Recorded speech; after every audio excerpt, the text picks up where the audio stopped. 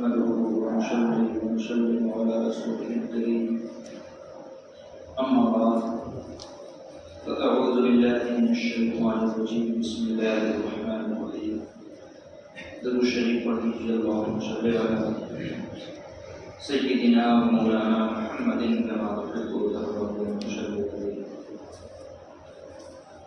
نماز میں کون سا عمل نمازی کر دے تو اس سے نماز فاسد ہو جاتی ہے یعنی ٹوٹ جاتی ہے اور ایسی نماز کا دوبارہ پڑھنا ضروری ہوتا ہے. اس کا بیان ہے چھینک آنے تک کا مسئلہ گزشتہ جمعہ کو بیان کر دیا تھا.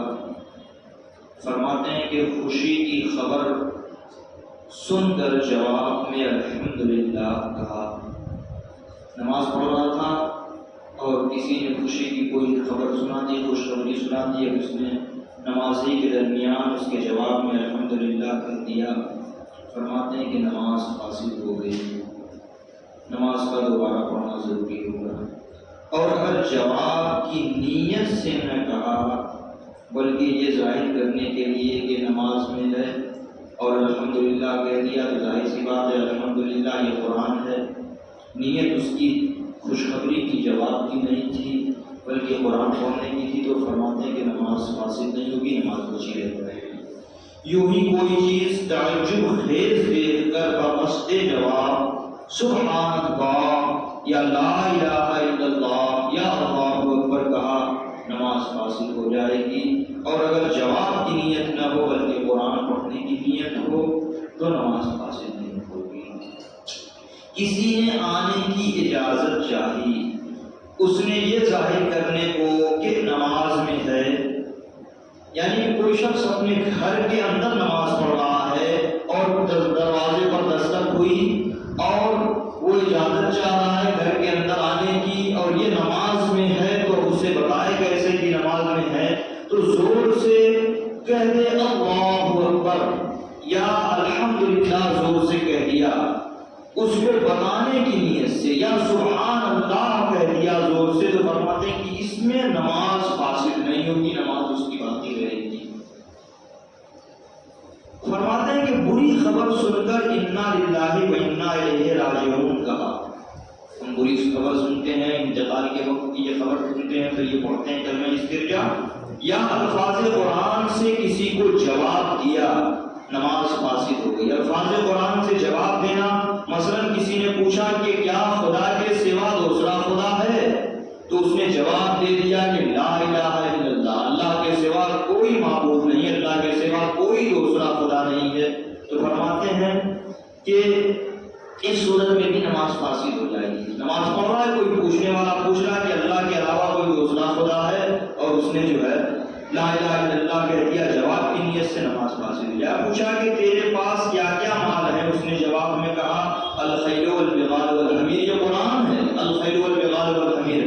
خیل کہتے ہیں گھوڑے کو، بغال کہتے ہیں خچر کو، اور حمیر کہتے ہیں گدھے کو. یعنی کہ یہ جانور بھی مال ہوا کرتے تھے اور آج بھی کس بعض ملکوں میں یہ مال ہیں، اونٹ بکری یہ مال میں آتے ہیں. تو جواب میں کہہ دیا کہ تمہارے پاس کیا کیا مال ہے، تو اس نے قرآن پڑھ دیا کہ گھوڑا ہے، خچر ہے، گدھا ہے، الخیل والبغال والحمیر.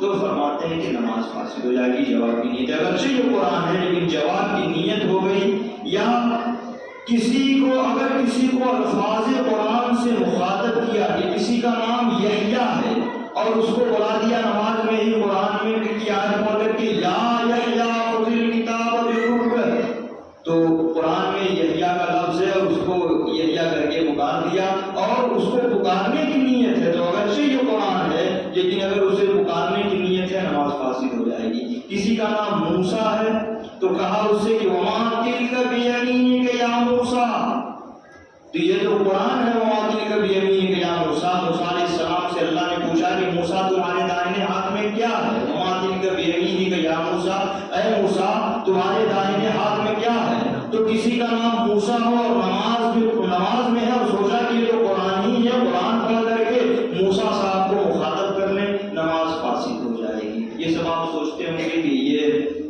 سب عجیب باتیں ہیں لیکن ایسا درپیش آتا ہوگا.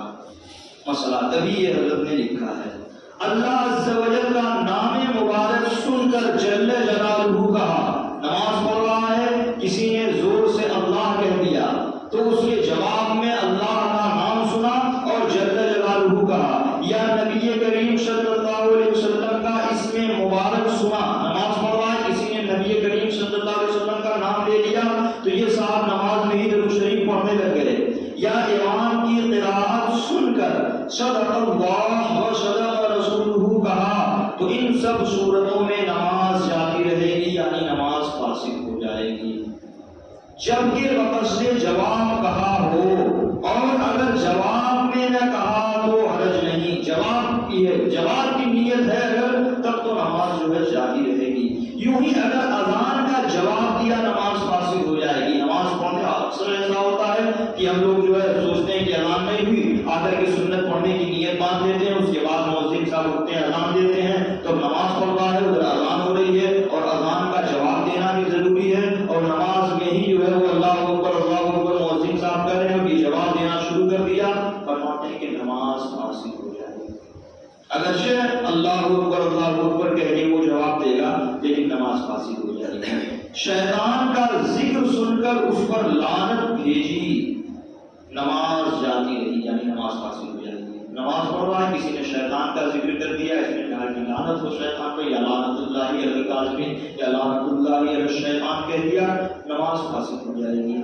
دفع وسوسہ کے لیے لا حول پڑھی تو اس کی دو صورتیں ہیں، ایک تو نماز کی حالت میں وسوسے آتے ہیں کہ میں نماز پڑھ رہا ہوں، بینک جاؤں گا، نماز کے بعد بینک سے پیسے نکالوں گا، یہ کیا ہے؟ یہ دنیا کی چیز ہے، دنیا کا خیال ہے، دنیا کے خیال کے لیے وسوسے۔ اور ایک خیال یہ ہے کہ ہم مر جائیں گے، دنیا سے جائیں گے، آخرت قائم ہوگی، اللہ تبارک و تعالیٰ کو حساب و کتاب دینا، یہ آخرت کا معاملہ ہے۔ تو وسوسے اگر دنیا کے آئے اور اس میں لا حول ولا قوت الا باللہ العلی العظیم پڑھ دیا، دنیا کے اگر وسوسے ہیں تو نماز فاسد ہو جائے گی۔ اور اگر امور آخرت کے لیے کوئی وسوسہ شیطان ڈال رہا ہے، کوئی گندا وسوسہ ڈال دیا، تو فرماتے ہیں کہ نماز فاسد نہیں ہوگی۔ آخرت کے لیے اگر کوئی وسوسہ ڈالا ہے تو نماز فاسد نہیں ہوگی۔ اور اگر دنیا کا خیال آ گیا، دنیا کے خیال کے لیے نماز میں وسوسہ، شیطان وسوسہ ڈالتا بھی ہے شیطان۔ امام اعظم ابو حنیفہ، اور یہ روایت سے بھی ثابت ہے کہ نماز میں شیطان آ کر کے وسوسے ڈالتا ہے۔